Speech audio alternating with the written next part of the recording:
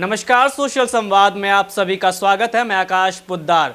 झारखंड में विधानसभा चुनाव की तैयारी जोरों पर चल रही है, जहां आपने देखा कि कुछ दिन पहले भाजपा ने अपना घोषणा पत्र भी जारी कर दिया है। पर सवाल यह है कि भाजपा अपनी टिकटों की घोषणा कब करेगी। जहां आप देख रहे हैं कि भाजपा के सभी दावेदार टिकट की प्रतीक्षा कर रहे हैं। इसी विषय पर चर्चा करेंगे। हमारे साथ हमारे सहयोगी शशि भूषण जी मौजूद है। सर, भाजपा ने अपने घोषणा पत्र जारी कर लिया है, लेकिन अभी भी टिकट को लेकर क्या अभी भी गठबंधन में दरार चल रही है? उसके कारण ऐसा हो रहा है क्या? देखिए, बीजेपी ने अभी घोषणा पत्र नहीं बल्कि वो संकल्प पत्र के नाम से वो अपनी रोज 5 घोषणाएं मतलब 5 संकल्प पत्र लेकर आ रहे हैं कि वो सत्ता में आएंगे तो क्या करेंगे। ये प्रोसेस अभी उनका लगातार हमें लगता है कि 10 दिन तक चलने वाला है कि वो 5-5 घोषणाएं ऐसे करेंगे जो अलग अलग जगहों से अलग अलग जिला से संबंधित है, क्षेत्रों से संबंधित रहेगा।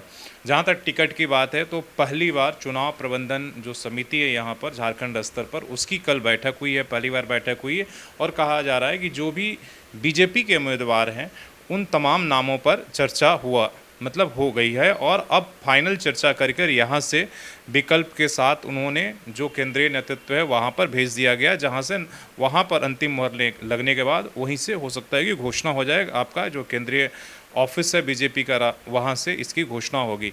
लेकिन सबसे बड़ा सवाल ये है कि एक पहले तो सबसे ज़्यादा ये था कि भाई गठबंधन को लेकर क्या हुआ, आजसू को क्या हुआ और जो है बाकी जो जदयू इसमें शामिल हो रहा है कि उनको कितनी सीटें मिल रही है। लेकिन चुनाव प्रबंधन समिति से ये बात तो एक बार तय हो गई है कि जो गठबंधन की अटकलें थी, मतलब गठबंधन के बीच में जो पेश फंसा हुआ था कि आजसू को कितनी सीटें जाएगी, जदयू को कितने जाएगी, वो कहीं ना कहीं लगता है कि राष्ट्रीय स्तर पर, केंद्रीय स्तर पर पार्टियों ने तय कर लिया है और तभी जाकर बीजेपी ने अपनी जो यहाँ राज्य की जो चुनाव प्रबंधन समिति बनी है, जिसमें तमाम लोग हैं, जिसमें सांसद भी आप देखेंगे शामिल हैं, आपका राज्य के कई नेतृत्व प्रतिपक्ष के नेता और जो चुनाव प्रभारी हैं, आपके सह प्रभारी हैं, आप देख रहे हैं कि जो राज्य के प्रभारी, सभी लोग उसमें शामिल हुए हैं और उन तमाम नामों पर चर्चा एक तरीके से हो गई है। और उन्होंने एक कह सकते हैं कि एक औपचारिकताएं भी हैं कि भाई ये सब कोरम पूरा करना पड़ता है। जब राष्ट्रीय पार्टी है तो एक तरह से उन्होंने अपना कोरम पूरा करना है। लेकिन टिकट का जो फाइनल ये होगा वो तो दिल्ली से ही होने वाला है। जो केंद्रीय इनका नेतृत्व है वही जाकर अंतिम मोहर लगाएगी। इसमें राष्ट्रीय अध्यक्ष हैं, इसमें प्रधानमंत्री स्वयं हैं, जिसमें राजनाथ सिंह हैं, जिसमें अमित शाह, तमाम जो इनके है वो जो कमेटी बैठेगी वही जाकर फाइनल लिस्ट का चर्चा करेगी। लेकिन जो एक यहाँ पर कोरम होना था राज्य स्तर पर वो पूरा कर लिया गया है और सभी सीटों के लिए जिस पर बीजेपी चुनाव लड़ेगी उन तमाम सीटों पर जो है एक तरह से चर्चा हो गई है और विकल्प के साथ भेजा गया है। ऐसा नहीं कि किसी यहाँ से ऐसा भेजा गया कि इस सीट पर यही लड़ेंगे, बल्कि हर सीट पर इन्होंने विकल्प के साथ भेजा है। 1, 2, 3 नाम जैसे से मतलब है उसके साथ भेजा है। बाकी उन 2-3 नामों में से अब केंद्रीय नेतृत्व को फैसला करना है कि उनमें से वो चूज करते हैं या हो सकता है कि कोई बाहर से भी आ सकता है या उनको, तो ये तमाम सारी बातचीत हुई हैं और अब घोषणा कहा जा रहा है कि बहुत जल्दी, जैसे उन्होंने पहले ही कह चुके थे जो यहाँ के चुनाव सह प्रभारी हैं हेमंत विश्व शर्मा कि भाई हम नवरात्र में इसका कर लेंगे। तो इसलिए कि नवरात्र में आज आप देख लिए कि आधा दिन निकल गया, आज चौथा या 5वां दिन अब निकलने वाला, आज पंचमी है, तो 5 दिन निकल गए हैं। अब मुश्किल से और भी 3-4 दिन बचे हुए हैं, इसलिए कि अष्टमी नवमी अब एक ही दिन होने वाला है। तो माना जा रहा है कि 10 से 11 तारीख तक ये अपने नवरात्र में घोषणा कर सकते हैं टिकट को लेकर। हो सकता है कि एक बार पूरी सीटों की घोषणा ना करें, लेकिन अधिकतर सीटों का पहले लिस्ट में हो सकता है 10 से 11 तारीख में वहाँ से लिस्ट जारी हो जाए। सवाल यह रहेगा कि सर, कई जेएमएम और कांग्रेस के नेता भाजपा में शामिल हुए हैं। क्या उनको विधानसभा चुनाव में तवज्जो मिलेगा? भाजपा उन्हें टिकट देगी और कई सिटिंग विधायक भी भाजपा में शामिल हुए हैं।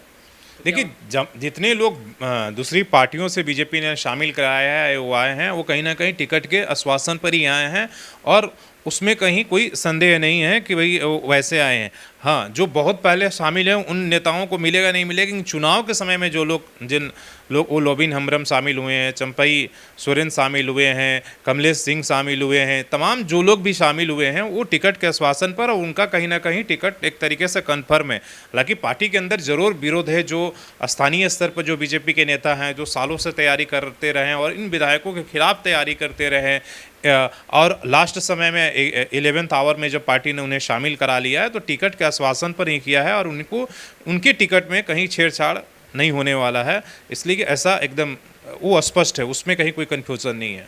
सर इससे मतलब अगर ऐसा होता है तो क्या भाजपा के बीच में ही अंदर में ही दरार हो जाएगी? क्योंकि सरायकेला में लगातार गणेश महाली प्रयास कर रहे थे कि मुझे टिकट मिले, उसके बाद रमेश हांसदा भी लगे हुए थे, लेकिन अचानक जब चंपई सोरेन भाजपा में शामिल होते हैं तो उसके बाद देखिए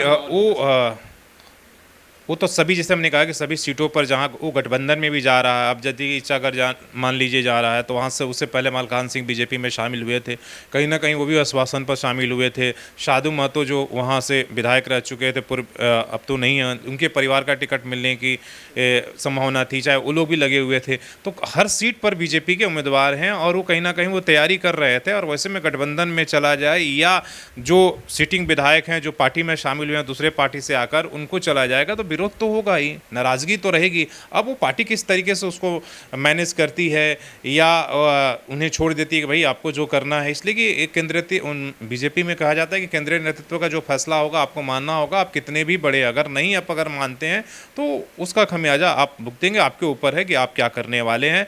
तो हमें नहीं लगता है, हालांकि विरोध तो होगा। आप लोकसभा चुनाव के समय भी देखेंगे कुछ लोग जो नाराज होकर, मतलब दोनों तरफ से, केवल यही नहीं महागठबंधन के तरफ से भी आपने देखा कि कई विधायक जो है लोकसभा का चुनाव लड़ गए निर्दलीय।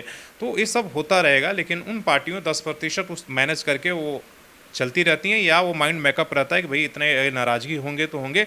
लेकिन उनका बीजेपी के खासकर ये फार्मूला रहा है कि वो अभी जो नया बीजेपी है वो संवेदनाओं के साथ, इमोशंस के साथ, और आपकी ये कितने आप पार्टी के प्रति वफादार हैं उसको ध्यान में रखते हुए आपको चुनाव नहीं लड़ाती है, बल्कि आपको देखती है कि आप जितने की संभावना क्या है, आप किसी भी पार्टी से आए हैं, कहीं से भी आए हैं, आपकी संभावना क्या है उसके हिसाब से, इसलिए कि उनको एक एक सीट जीतना जो है एक तरीके से उनका फैक्टर रहता है। और जिस तरीके से एग्जिट पोल आए हैं आपके हरियाणा और जम्मू कश्मीर के लिए, उनके लिए तो और जिसमें दिखाया जा रहा है कि बीजेपी की जो है एक तरीके से वहाँ पर मन मुताबिक नहीं बल्कि हार हो रही है। तो वैसे में झारखंड उनके लिए इम्पोर्टेंट हो जाएगा, झारखंड और महाराष्ट्र का चुनाव, उसमें वो जान झोंक देंगे और हर तरह की कोशिश करेंगे कि वो ऐसे ही कैंडिडेट को चुनाव लड़ाएं जिसमें कि उनकी जीत सुनिश्चित हो। तो बीजेपी ऐसे भी आप देख रहे हैं कि वो बहुत पहले से चुनावी प्रोसेस में, वो पिछले 5 साल से चुनावी प्रोसेस में लगे रहती थी।